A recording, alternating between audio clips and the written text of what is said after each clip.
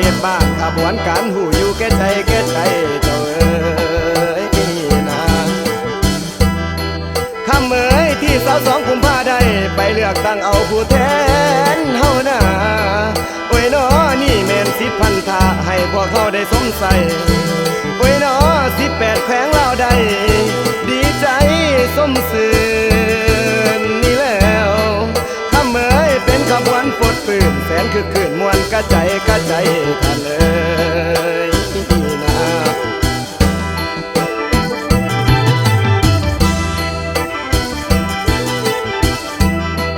โอ้ยน้อทานสิออกสิทธิ์ให้เลือกเบอร์ใดก็แล้วแต่เด้อน้อโอ้ยน้อกระแสใจเจ้าอยากได้ให้ไปเลือกซื้อเพิ่นมีเจ้าเอ๋ยโอ้ยน้อขีดค่าฟ้าซื้อนี่คือผู้ที่บ่ต้องการละนะคำเอ๋ยป้อนผ่าน2 หีบบัตรตามทางการเพิ่นจัดไว้โอ้ยน้อสุดที่10มีใส่กาสามาสิกษาพาแห่งศาสตร์สุดใหม่เฮานาคำเอ๋ยสามาสิกษาพาฟ้าสะส้นขันแขวงสุดที่5เพิ่นก้าวไว้มีใส่กาสง่างามเจ้าเอ๋ยนะโอ้ยน้อหัวแห่งใจหักมันเพศเผ่าพงพันธุ์นี่แล้วคำเอ๋ยเสมอกันมีสิทธิ์เสียงเลือกเอาคนดีไว้ท่านเอ๋ยประเทศลาวสิก้าวหน้า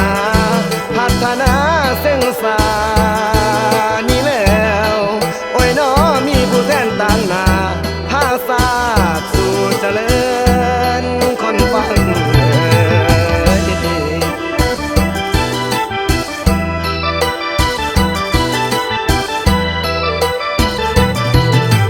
โอ้ยน้อโอ้ยนะโอ้ยน้อเฮียมีขอเฮียเอิญเฟิ่นพี่น้องสาวลาวเฮานาคำเอ๋ยให้เฮาหันสามัคคีระเบียบมีเสริมสร้างคำเอ๋ยตามแนวทางสีส่วนห้อยสำเร็จห้อยสีอย่างละนะโอ้ยน้อความสงบทางฝ่ายเบื้องเรื่องโปร่งใสกะฮับผู้มีไว้อยู่แก่ใจเจ้าเอ๋ยนะ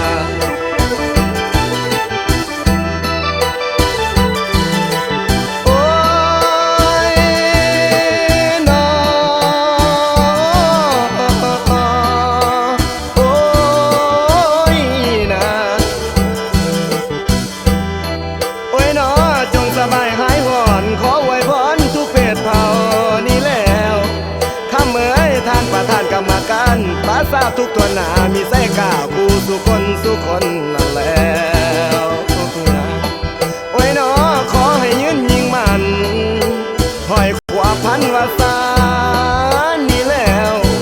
โอ้ยน้อวันหน้าให้ผ่องใสดังพระจันทร์เพ่งแจ้งสุขภาพขอให้แข็งไขเข้มแห่งกายใสสง่าเด้อน้อโอ้ยน้อพี่น้องเล่าทุกตัวหน้ายืนมันหมื่นปีเจ้าเอ๋ยนะโอ้ยน้อพอแต่มาถึงนี่สิขอลาลงก่อนนี่แล้วคำเอ๋ยบาดว่าตอนหน้าพุ่นยังสิก